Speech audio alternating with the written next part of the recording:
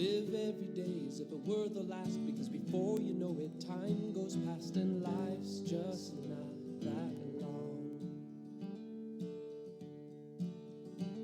Tell all you love that you love them so, because even if you do, they might not know, and one day we'll all be gone. Taste the wind, don't let it blow on by.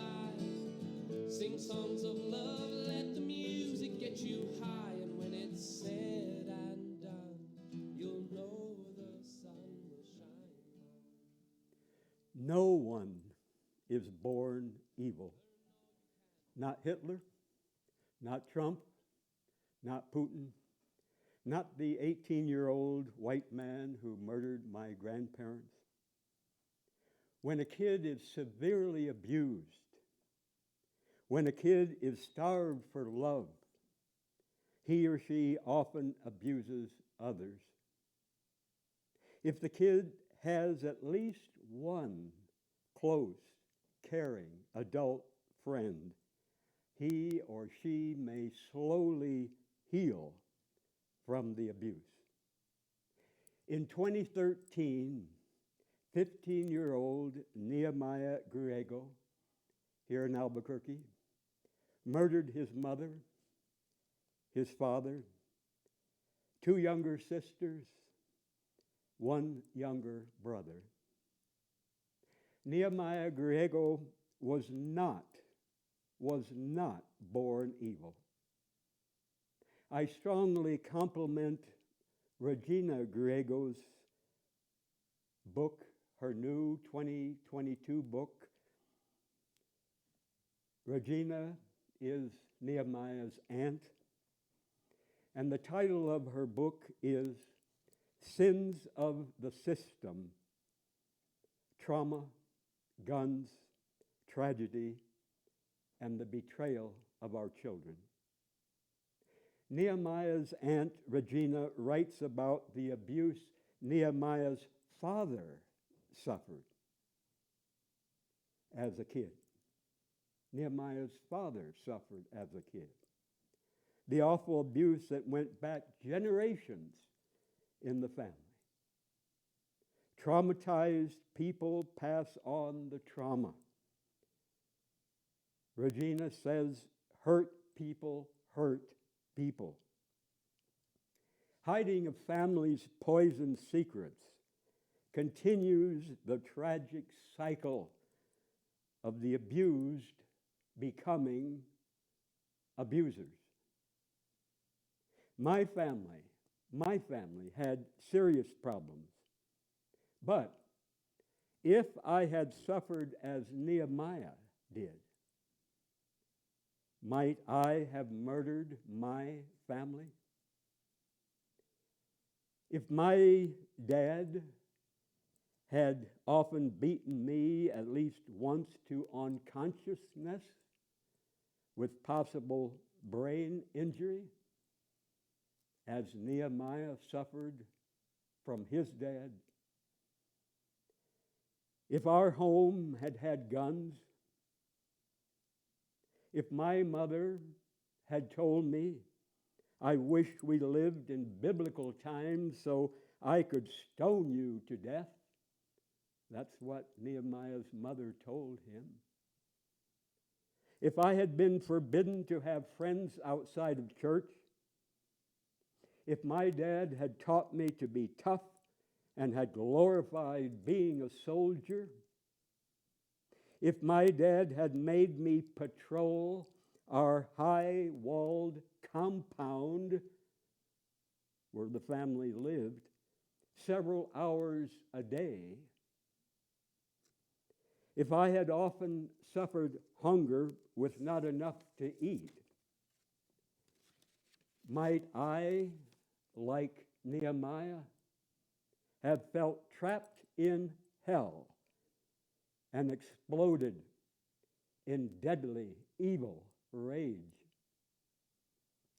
Nehemiah's murder of his family was evil, no question about that. But no one on earth can say for sure that if they suffered what Nehemiah suffered, they would not have committed that atrocity. Nehemiah's main therapist at juvenile detention after he was arrested in juvenile detention there some years ago, his therapist said he was the best behaved resident in treatment. Nehemiah took responsibility for the murder of his family. We all are more than the worst thing we ever did or almost did. When Nehemiah was 15, he read at third grade level. But after his arrest, while locked up, he completed high school, he took some college courses, and he read a lot. He wanted someday to help other abused kids heal. With much help, we can turn from evil. We can change. Nehemiah is now 25 years old. He's now in prison in North Carolina, far away from New Mexico to protect him. He's been stabbed 8 times so far in prison. He is scared to death. But he is holding on. He appreciates his Aunt Regina and some other relatives who have not given up on him. Nehemiah agrees with his Aunt Regina's book. He compliments that book. The title is Sins of the System: Trauma, Guns, Tragedy, and the Betrayal of Our Children. I have asked our library to get this book.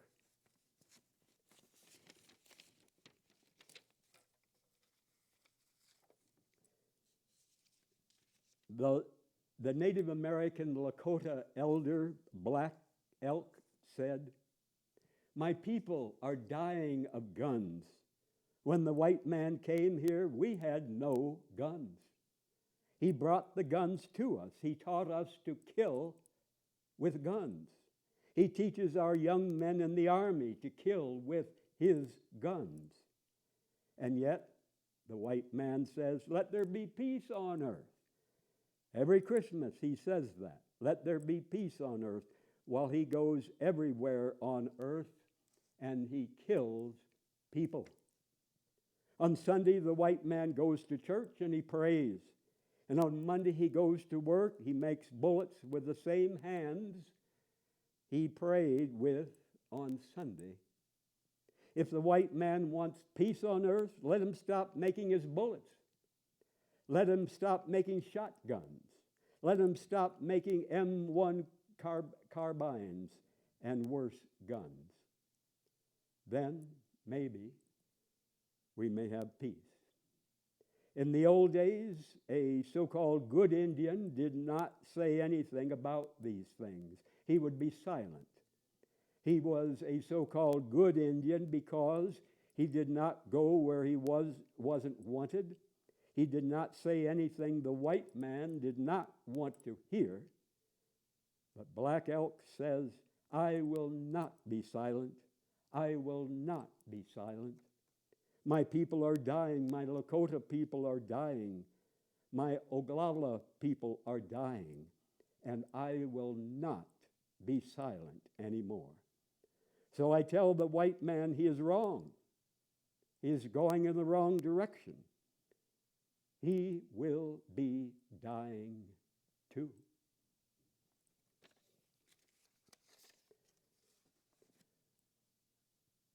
We need to touch each other's bodies, especially warm hugs. Millions of people are starved for kind touch from birth. Millions do not realize what they're missing in their lives. Kind touch connects us to other people. Sadly, many teachers are afraid to hug their students. Millions contact friends online instead of face-to-face with hugs. Millions of older people living alone or in nursing homes suffer an epidemic of loneliness, seldom, if ever, touched affectionately by friends and family. In these 2 years of COVID pandemic, millions have been afraid to warmly hug friends and family. I love to hug men and women who enjoy our hugs. Kind touching heals our hearts. Kind touching helps us feel connected. As I said, many people have been starved for touch from early childhood on, never really knowing what they're missing, kind of like being born with no eyesight, never fully knowing what we're missing. And millions of people are severely emotionally constipated as far as showing sorrow, love, passion, and many causes for that emotional constipation, often back to early childhood, not even remembered why. Many use booze to unwind, but booze is a dangerous, unhealthy laxative for emotional constipation. Many tears, many warm hugs are natural, healthy laxatives for emotional constipation. I love movies with deep feelings that make me cry. I love that.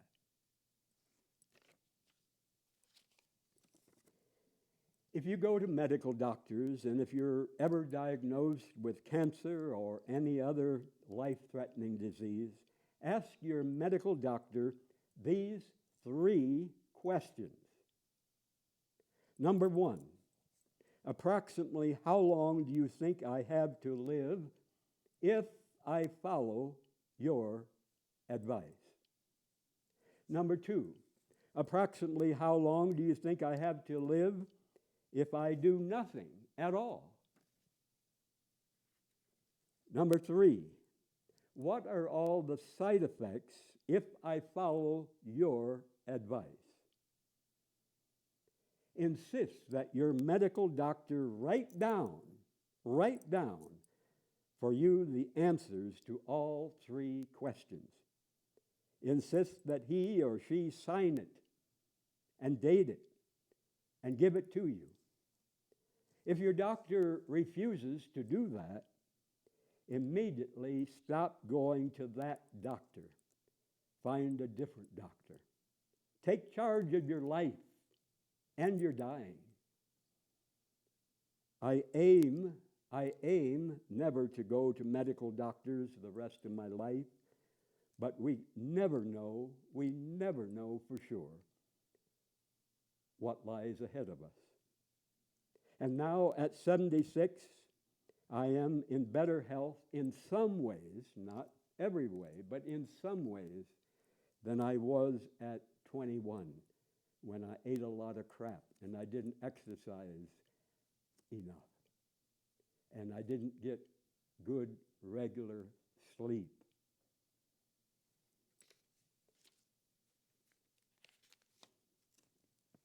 It's hell to feel terribly torn.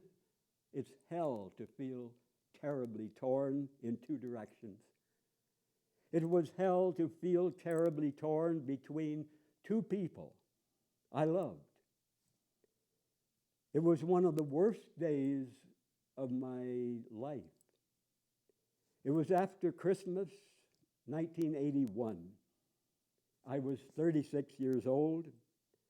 My mother was 74. And just the two of us that day in our Illinois farmhouse. My mother was born and I grew up in that house. The phone rang that day. It was my beloved Don calling from New Mexico or Colorado. And when my mother heard it was Don, she looked upset. I felt terribly torn between my mother, who deeply loved me, deeply needed me, and this young, attractive, gay man, Don. And after the phone call, I went upstairs to my room. I got the money my mother and dad had given me for Christmas weeks before. I came down, I threw the money on the floor, and I told my mother, to hell with you and your money. I'm leaving. I went out the door. I walked up the road. I turned around. I walked back to the house. I stood outside a bit, and I saw and I heard my mother inside crying desperately, like an orphan in the universe. She was a very sick woman for many years before that. What if she had had a stroke? What if she had had a heart attack and died that day because of my leaving? How would I have ever explained what happened to my family? Would they have ever forgiven me? Would I have forgiven myself? Eventually, I went inside, and she was so glad I had come back. She reached out her dear arms to hug me, but sadly, I refused her hugs that moment. One of many, many things I would aim to change if I had my life to live over, knowing what I know now. That day was one of the worst days of my whole life. That memory haunts me, humbles me. And now, 41 years later, I would love to hug my mother a million times if I could. I look back now and I see the heavy pressures on her. I see the heavy pressures on me that day. On my mother's side, I was her closest friend. She needed me. She appreciated my help. I took her to many doctors in different states. She had suffered so long, trapped in a sick body for many years. And she had never met Don in person. But she greatly feared if Don or some other man became my lover, she would lose some of her closeness with me. She had invited her very special friend and his family to visit us during the Christmas season, but they did not come to visit, and that disappointed her, of course. I did many things for her she was not able to do for herself, and now she felt I was rejecting her, abandoning her, when I got very angry and walked up the road. On my side, I hate the cold and snow of winters in Illinois. I was homesick for my life and my friends in Albuquerque. She and I had had a huge argument months before about my human right to have a lover companion. My older brother was married with his wife and children. No one in the world, no one will ever love me more than my mother did. Probably no one will ever love me as much. I had been a preacher many years before that awful day. I'd worked with many youth in Illinois, in Arizona, in Albuquerque. I'd hosted a radio program in Albuquerque in the 70s. But that day, I tasted hell as I felt terribly torn between my mother and Don. She was my all-time closest friend. 6 weeks or so later, as she lay in the hospital the day before she died, she told me, "I love you." And I told her, "I love you," in our last conversation. The next morning, her sister, my dad, and I were with her, with my mother, in intensive care as she gasped her last. Our lives have many very painful lessons. Our lives have many precious lessons. I want to be with my mother, my dad, Don, and all my many loved ones in a much better place beyond death, but I strongly doubt that happens. Wanting something does not make it so. Why bullshit myself when I do not know what happens, if anything, after death?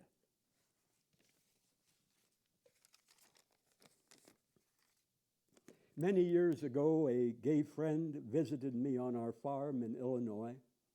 He wanted to have sex with me.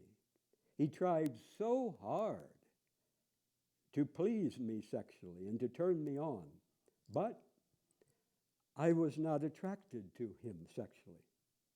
I hope I always remember that experience, so I do not pester, I do not pressure any friend for sex if he is not attracted to me sexually. To feel pressured by a friend to have sex if I'm not turned on by him does not feel good. The universe is far larger than any of us can imagine. Most of space in the universe is very cold, very lonely, very dark, except for the tiny points of light from millions of distant stars. Light travels at 186,000 miles per second, not 186,000 miles per hour or 186,000 miles per minute. Light travels at 186,000 miles per second. And our sun is a medium-sized star, 93 million miles from Earth. The sunshine we see left the sun 8 minutes before we see the sunshine.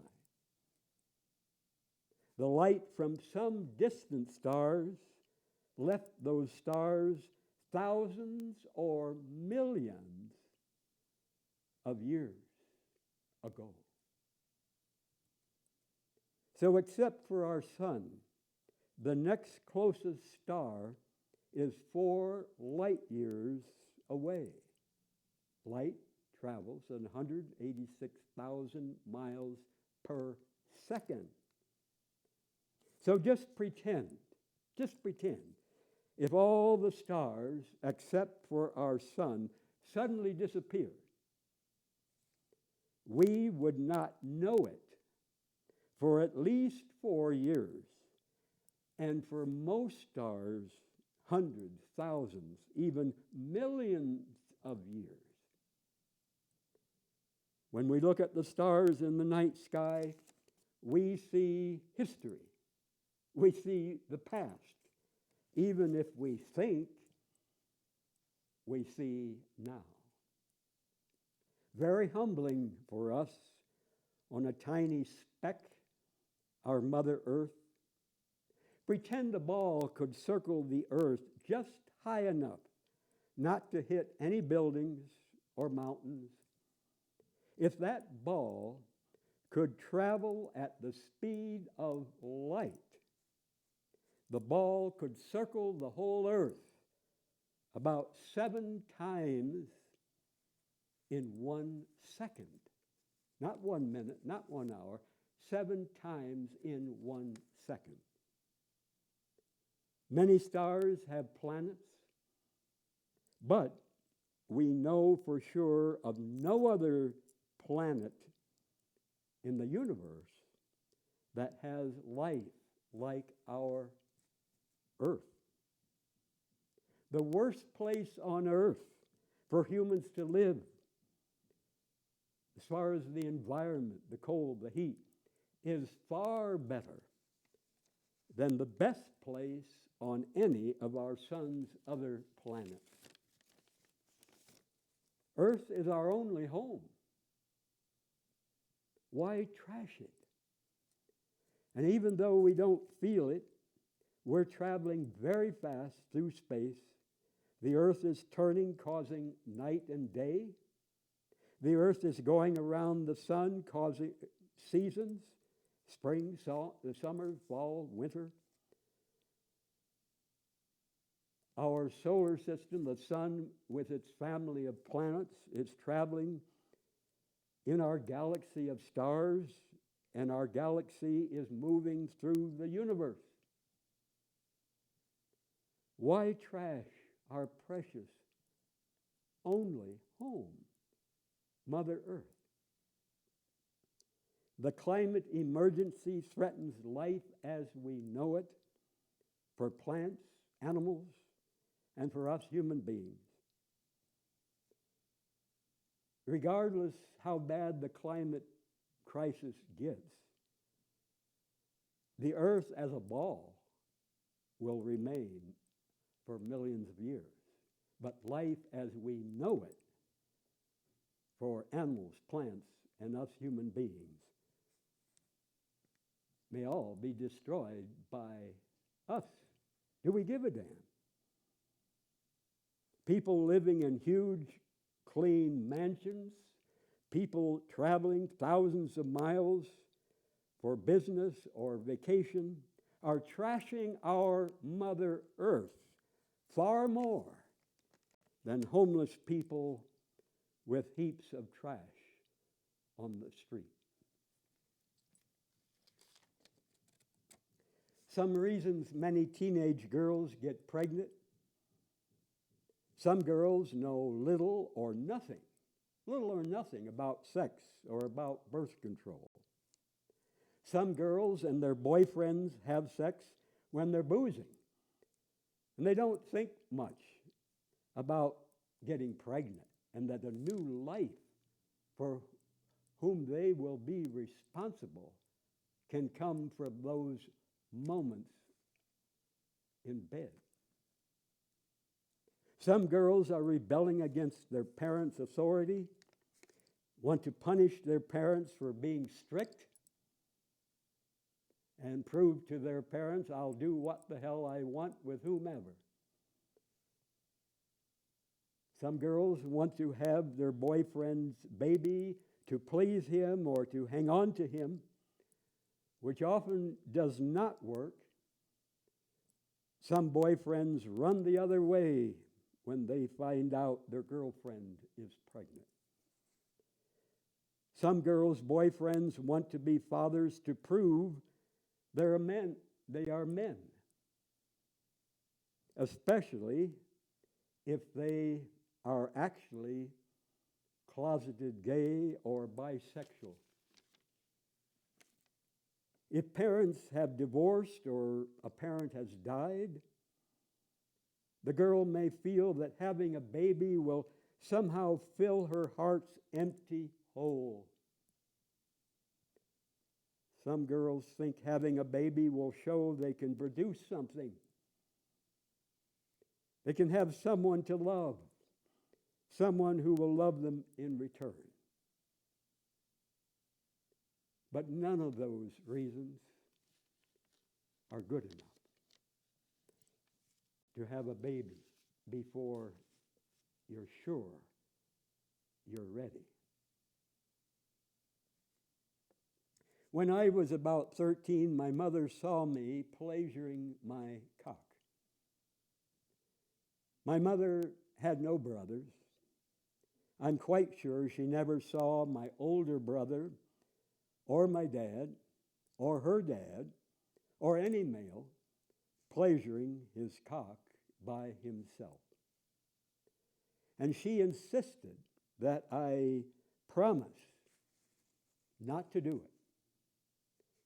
I was terribly torn between the promise not to do it, the promise I made to my mother, and my wanting the wonderful pleasure of masturbation. So for years, I did it in a different way from when she saw me.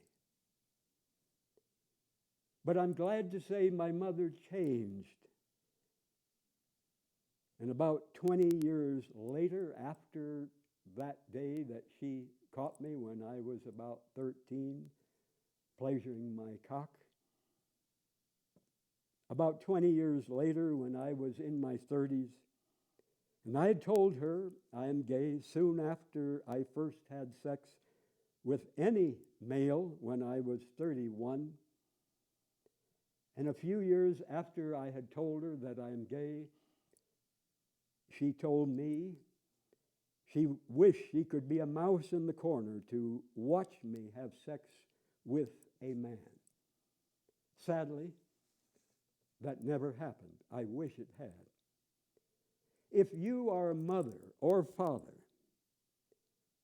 and you happen to see your son or your daughter pleasuring themselves sexually, say nothing negative.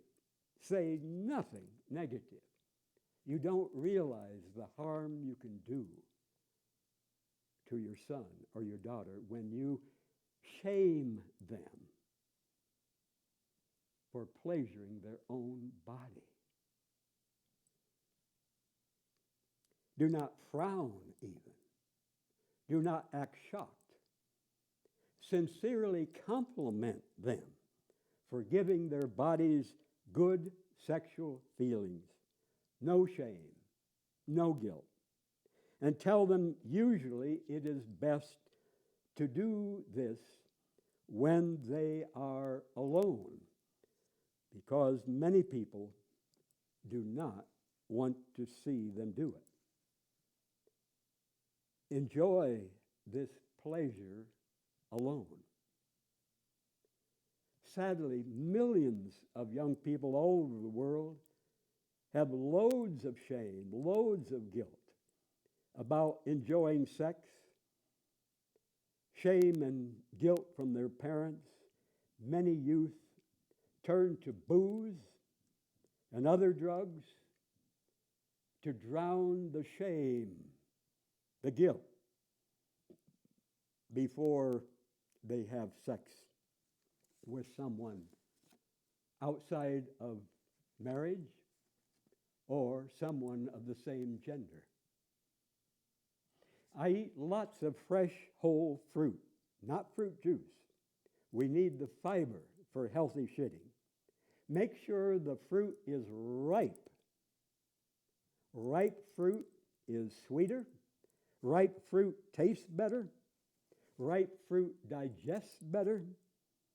Make sure the bananas have spots on the peel, or even brown or black peel.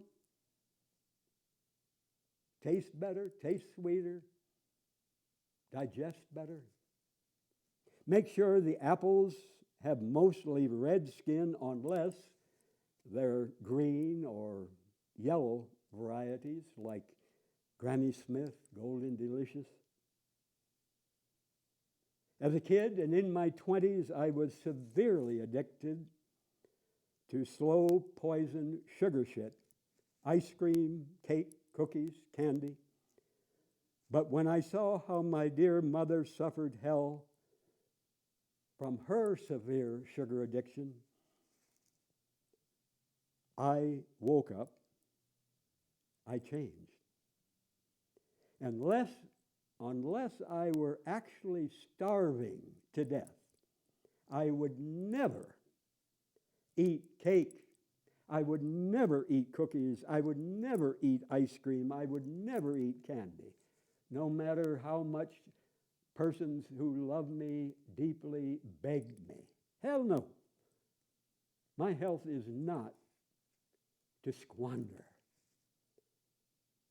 I eat only healthy sweets, lots of fresh, whole fruit, and carrots. And you may wonder, how does he eat the carrots? Well, I blend them because I have only one tooth left, largely because of that severe sugar addiction I had as a kid and in my 20s. I do not buy expensive jewelry. I like jewelry that is colorful, cheap, or free. Jewelry often with a heart connection, given to me by a friend. I have several silver and turquoise pieces from my mother and from my father, and this one from my dear friend, Roberto.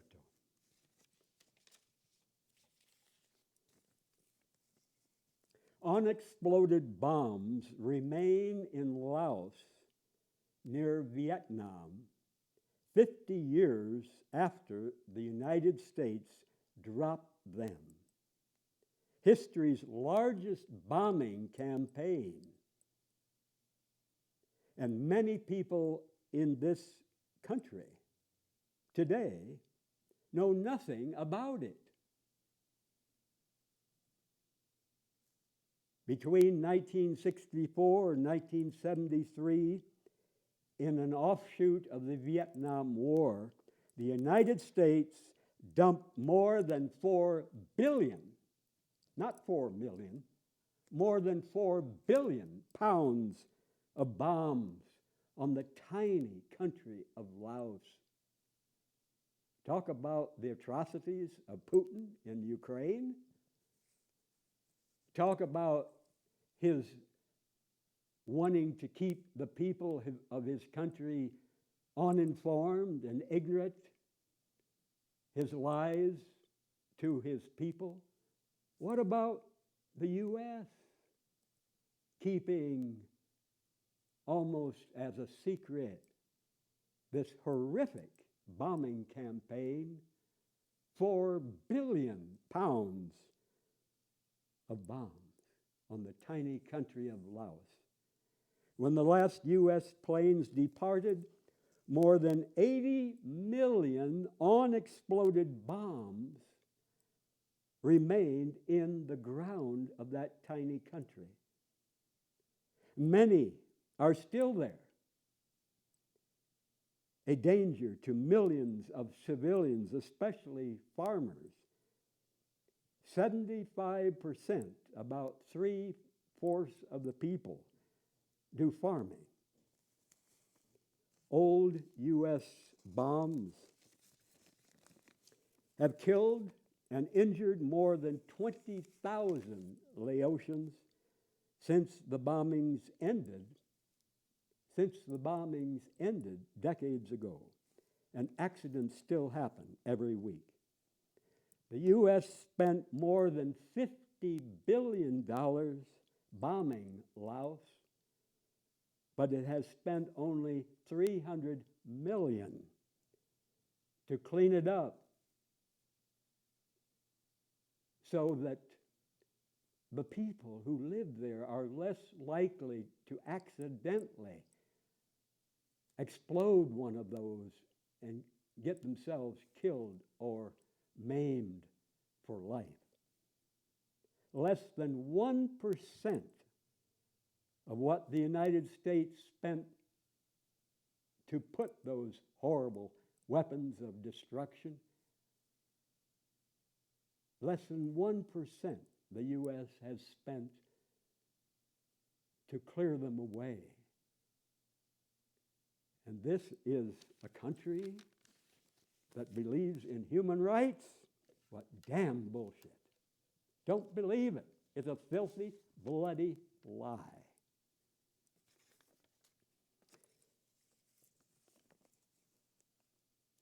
The Hopi, Elgin Jashavama, said, "I do not feel comfortable as a Hopi person that we should have to live off the misfortunes, or in other words, the losses of people who gamble. When we're growing up, we're taught to be helpful to other people." And he says to me, gambling is something opposite from that teaching. Jashavama said gambling would be just another addiction for his people to deal with, besides alcoholism and other drug abuse. If you're in a relationship where you no longer feel any strong sexual attraction to the other person, if you're in a relationship where sex with the other person has become an obligation, a chore, something you aim to avoid if possible, if you're in a relationship where you are always pretending to be turned on, if you are in a relationship where you always have to fantasize about some other person in order to have orgasm and to come, if you're in a relationship where you guess your partner is also always fantasizing about someone else during sex with you, if you're in a relationship where you both are afraid to admit you both are no longer in love, if you ever were in love, dare to speak your truth from your heart to the other person. And eventually, both of you may become much better friends than you ever were. You both may come to enjoy telling each other who turns you on, what turns you on. Most of us yearn for passionate romantic sex with one or more persons who turn us on and whom we turn on.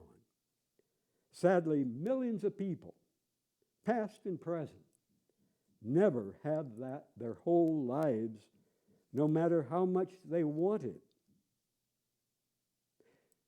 I know my mother yearned for and was capable of strong romantic passion.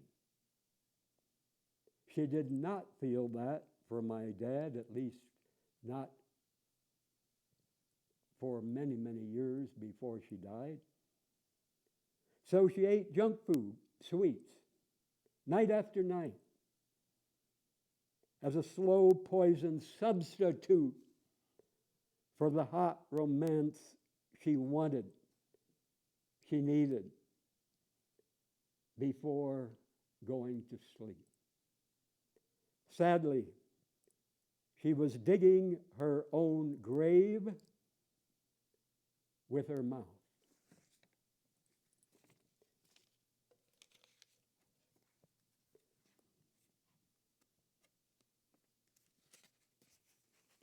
I would rather have a little rose from the garden of a friend than flowers strewn around my casket when my days on earth must end.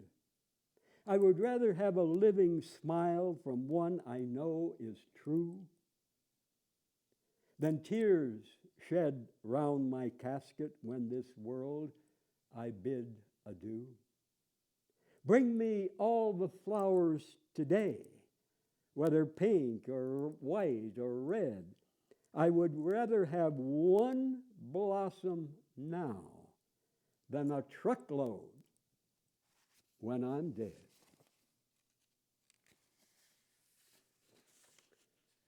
And here is what a 17-year-old killed in a car crash might have told us after his death if he could. The day I died was an ordinary school day. How I wish I'd taken the bus, but I was too cool for the bus. I remember how I wheedled the car out of Mom. Special favor, I pleaded. All the kids drive. When the 2:50 bell rang, I threw all my books in the locker. I was free until 8:40 tomorrow morning. I ran to the parking lot, excited at the thought of driving a car, being my own boss, free. It doesn't matter how the accident happened. I was goofing off, going too fast, taking crazy chances. But I was enjoying my freedom, having fun. The last thing I remember was passing an old lady who seemed to be going awfully slow. I heard a deafening crash. I felt a terrible jolt. Glass and steel flew everywhere. My whole body seemed to be turning inside out. I heard myself scream. Suddenly I awakened. It was very quiet. A police officer was standing over me. Then I saw a doctor. My body was mangled.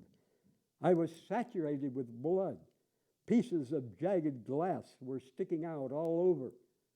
Strange that I couldn't feel anything. Hey, don't pull that sheet over my head. I can't be dead.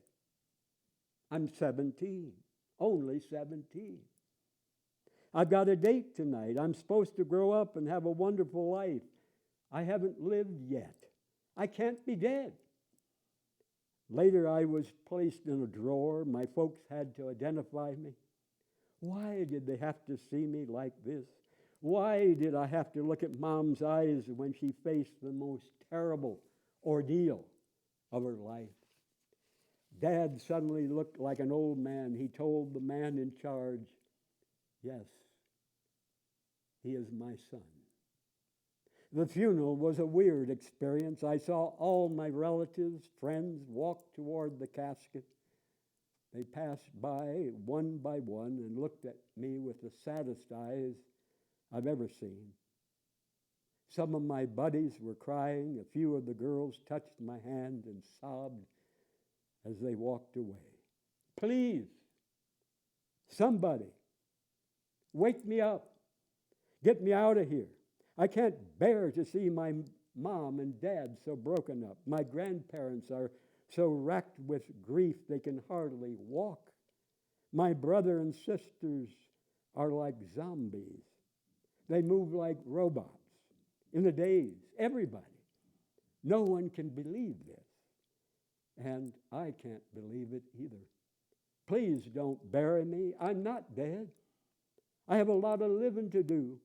I want to laugh and run again. I want to sing and dance. Please don't put me in the ground.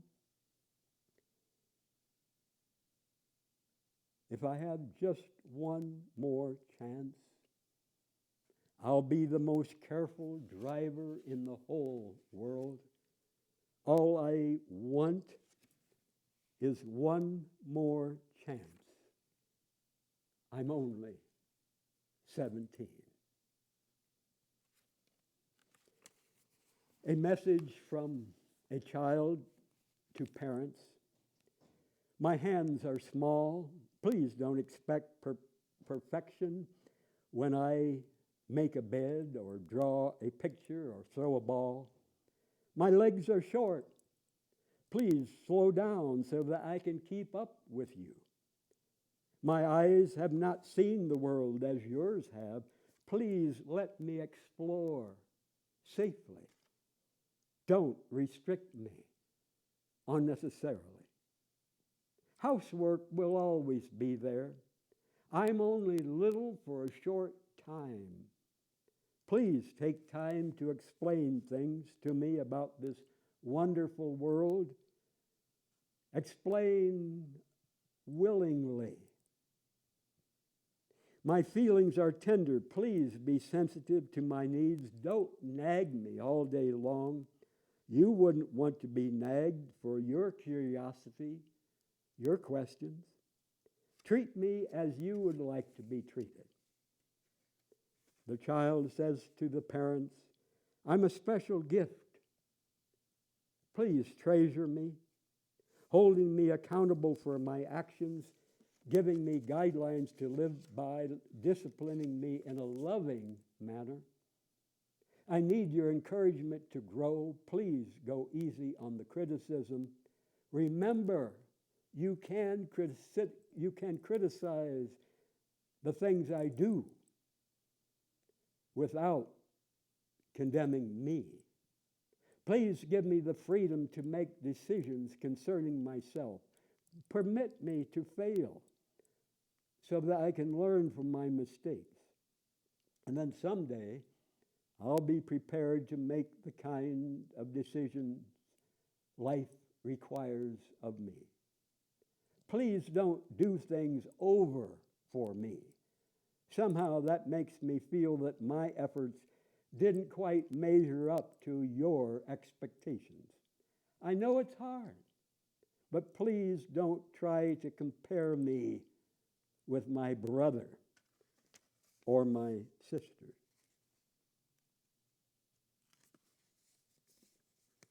The poem Myself by Edgar Guest. I have to live with myself. And so I want to be fit for myself to know. I want to be able, as the days go by, always to look myself straight in the eye.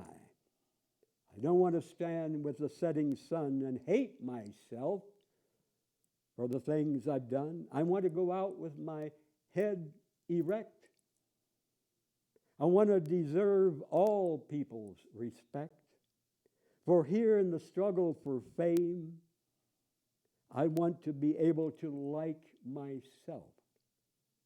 I don't want to look at myself and know I'm bluster and bluff and empty show. I never can hide myself from me. I see what others may never see. I know what others may never know. I never can fool myself, and so whatever happens, I want to be self-respecting and conscience-free. The Christian pastor Martin Niemöller in Germany said, in Germany, the Nazis first came for the communists. And I didn't speak up because I was not a communist. And then they came for the Jews, and I didn't speak up because I was not a Jew. And then they came for the trade unionists, and I didn't speak up because I was not a trade unionist. And then they came for the Catholics, and I didn't speak up because I was a Protestant. And then they came for me, and by that time, there was no one left to speak for me. Decide to Forgive by Robert Mueller. Decide to forgive, for resentment is negative. Resentment is poisonous. Resentment diminishes and devours the self. Be the first to forgive, to smile, and to take the first step, and you will see happiness bloom on the face of your human brother or sister. Be always the first. Do not wait for others to forgive, for by forgiving you become the master of fate, the fashioner of life, the doer of miracles. To forgive is the highest, most beautiful form of love. In return, you will receive untold peace and happiness. Forgive yourself. Forgive your family. Forgive your friends and associates. Forgive across economic lines within your own nation. Forgive across cultural lines within your own nation. Forgive across political lines within your own nation. Forgive other nations. Only the brave know how to forgive. From someone in Alcoholics Anonymous, I drank for happiness. I became unhappy. I drank for joy. I became miserable. I drank for sociability, and I became argumentative. I drank for sophistication, became obnoxious. I drank for friendship. I made enemies. I drank for sleep. I woke up tired. I drank for strength. I felt weak. I drank for relaxation. I got the shakes. I drank for courage. I became afraid. I drank for confidence. I became doubtful. I drank to make conversation easier. I slurred my speech. I drank to feel heavenly and ended up feeling like hell.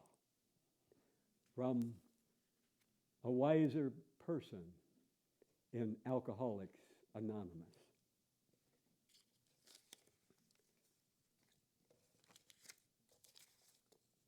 Maggie Kuhn was the founder of the Gray Panthers, age and youth together in action. Maggie Kuhn died at 89 years old years ago. Maggie Kuhn was a longtime activist against discrimination, against the Vietnam War. She said, "Do something outrageous every day." Maggie said mental health for old people requires two things. One, social action. Take a stand, protest, demonstrate, work for change, for a better world. And two, sex. Maggie Kuhn had many love affairs. In her 70s, she had a love affair with a man in his 20s. And on her tombstone, Maggie wanted these words, "Here lies Maggie Kuhn, under the only stone she left unturned." Good night. Shine on. And when it's said and done, you'll know the sun will shine on.